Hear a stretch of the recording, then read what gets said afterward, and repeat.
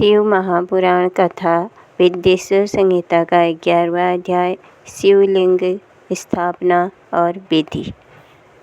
ऋषियों ने सूत जी से पूछा कि लिंग की कैसे और कहाँ स्थापना करनी चाहिए तथा उसके क्या लक्षण हैं। सूत जी बोले, हे ऋषियों, गंगा आदि पवित्र नदियों के तट पर अथवा जैसी इच्छा हो वैसे ही लिंग की स्थापना करें, परंतु पूजन नित्य प्रति होता रहे।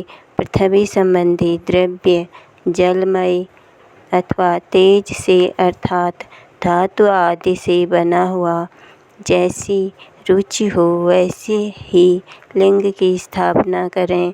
चल मूर्ति बनानी हो तो छोटी प्रतिमा बनवाएं तथा अचल मूर्ति बनवानी हो तो बड़ी बनवाएं। शिवजी के लक्षणों से युक्त सिंहासन पर मूर्ति पधरावें। मिट्टी, पत्थर और लोहा आदि के साँचे से इन्हीं धातुओं का 12 अंगुल का लिंग सर्वोत्तम होता है। इससे न्यून होगा तो न्यून फल होगा, अधिक का कुछ भी दोष नहीं है। लिंग या बेर दोनों ही पूजा शिव पद को देने वाली है। लिंग के स्थावर एवं जंगम 2 रूप होते हैं। स्थावर का अर्थ होता है स्थिर, जंगम का अर्थ होता है गतिशील। स्थावर लिंग तरु, गुल्म, लता आदि हैं और जंगम लिंग कृमि, कीट आदि हैं। विद्वान लोग स्थावर तथा जंगम में सुखपूर्वक अनुराग रखते हैं और इस प्रकार की शिव पूजा करते हैं। कोई भक्त शिव की गोद में श्री उमा पार्वती जी को बैठाकर उनकी पूजा करते हैं। शिव को गुरु जानकर स्नान, वस्त्र, गंध, पुष्प, धूप, दीप, तांबूल, निवेदन, नैवेद्य, अर्घ्य, तर्पण और नमस्कार आदि करें। पीसी हुई मिट्टी को गोबर मिलाकर अथवा कनेर के पुष्प, अनेक प्रकार के फल, गुड़, मक्खन, भस्म, अन्न या जैसी इच्छा हो वैसा ही लिंग बनाकर उसकी पूजा करें। कोई भक्त अपने हाथ के अंगूठे को ही शिव मानकर उसकी पूजा कर लेते हैं।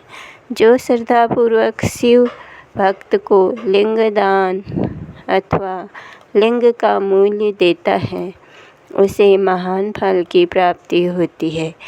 जो नित्य 10,000 शिव मंत्र का जप करता है अथवा जो प्रातः और सायंकाल दोनों समय 1,000 मंत्र का जप करे तो उसे शिव पद की प्राप्ति होवे। ब्राह्मणों को पंचाक्षर मंत्र शिवाय नमः के जप में प्रणव लगाना चाहिए अथवा फल प्राप्ति के लिए गुरु से दीक्षा लेनी उचित है, परंतु ज्ञानी होना चाहिए और उसमें भी ब्राह्मण हो तो अच्छा है।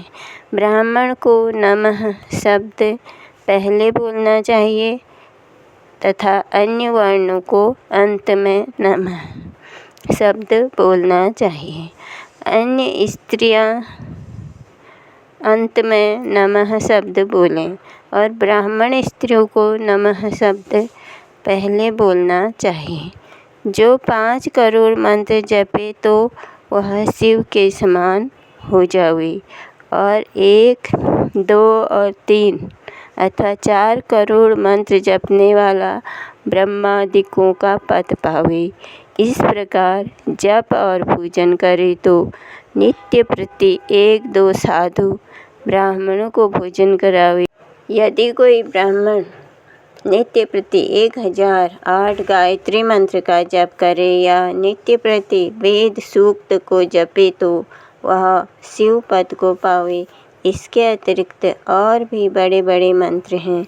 यदि कोई ओम इस मंत्र को 1000 बार जपे तो उसके सभी मनोरथ पूर्ण हों। विद्वान को चाहिए कि वह आमरण शिव क्षेत्र में निवास करे। जहाँ कहीं मनुष्यों द्वारा शिवलिंग पधराया होता है, वहाँ की 100 हाथ भूमि शिव क्षेत्र मानी गई है। वहाँ जो भी पुण्य ऋषियों ने लिंग पधराया हो, वहाँ पर 1000 हाथ की दूरी तक शिव क्षेत्र है तथा जो लिंग स्वयं प्रकट हुए होते हैं, कवियों का कथन है कि पुण्य क्षेत्र में कुआं, बावली, तालाब तथा तलाई आदि का होना आवश्यक है। उसे शिव गंगा कहते हैं। ऐसे स्थान में दान जप करना सर्वथा ही कल्याणप्रद है। दाह, दंशास, मासिक सपिंडीकरण, वार्षिक पिंडदान आदि शिव क्षेत्र में करने से सब पापों से मुक्ति करा देता है। शिव क्षेत्र 7 पाँव 3 या 1 रात अवश्य ही निवास करें। विशेषकर कलयुग में तो और भी सरल है। इतना सुनकर ऋषियों ने कहा, हे सूत जी, अब आप कृपा कर हमें ऐसे सभी पुण्य क्षेत्रों का वर्णन संक्षेप में सुनाइए, जिनका कि आश्रय लेकर सभी नर नारी शिव पद की प्राप्ति करते हैं। 11वां अध्याय यहीं समाप्त होता है। हर हर महादेव।